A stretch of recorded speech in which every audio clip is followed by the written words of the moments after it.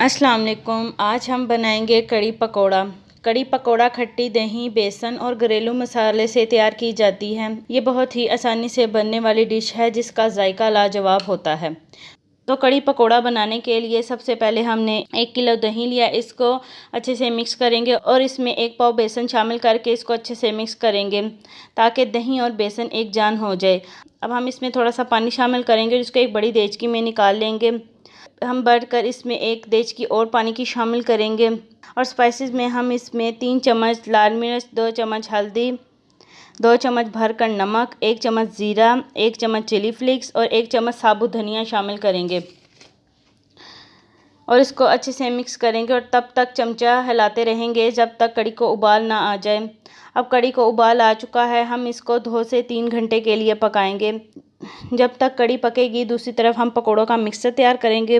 तो क्रिस्पी आलू प्याज के पकोड़े बनाने के लिए सबसे पहले हमने आलू, प्याज, पुदीना, हरी मिर्चों को धोकर अच्छे से काट लिया था। अब हम इसमें 2 कप बेसन शामिल करेंगे और स्पाइसेस में हम इसमें 1 चम्मच नमक आप अपने जायके के हिसाब से शामिल कर सकते हैं, 2 चम्मच लाल मिर्च, 1 चम्मच काली मिर्च, 2 चम्मच धड़ा मिर्च, 1 चम्मच अजवाइन, 1 चम्मच गरम मसाला, 1/4 चम्मच हल्दी, 1 चम्मच साबुत धनिया और 2 चम्मच ऑयल के शामिल करेंगे। अब हम इसमें हल्का हल्का पानी डालकर इसका एक थिक सा बैटर बनाएंगे। अब बैटर बिल्कुल तैयार हो चुका है, हम इसे 1 घंटे के लिए स्टे देंगे। बैटर को स्टे दिए हुए 1 घंटा हो चुका है। हमने पैन में तेल को पहले ही गर्म होने के लिए रख दिया था। अब हम इसमें पकोड़ों को फ्राई करेंगे। हम तमाम पकोड़ों को इसी तरह फ्राई करेंगे और तमाम पकोड़े तैयार हो चुके हैं।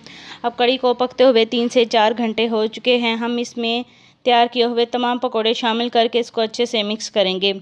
अब हम इसका तड़का तैयार करेंगे। हम पकोड़ों वाले तेल में ही इसका तड़का तैयार करेंगे।